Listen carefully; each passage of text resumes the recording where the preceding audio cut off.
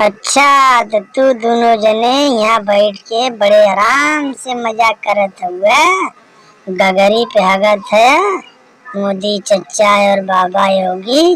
रुका अब्बा तोहार दोनों जने का मजा निकाले थे।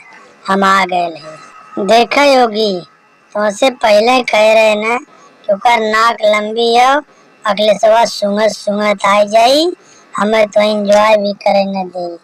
यहाँ जंगल में कितना बढ़िया एकदम शांति हरियाली सुकून से दोनों जने रहली, लेकिन देखा सुंगत सुंगत आ गए। अब एकर का इलाज हो? इलाज तो हम तोहार दोनों जने के करब।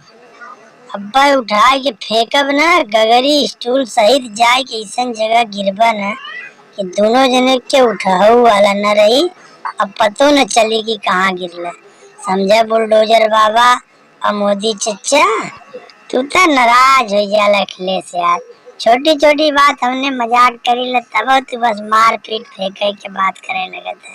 माना तो तू दूधे घी खाए के बनल है, लेकिन तेरी दोस्ती से भी तो रहा।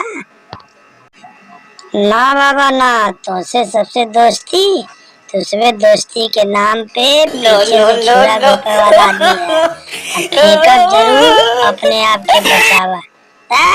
जोर लगा के, हैसा।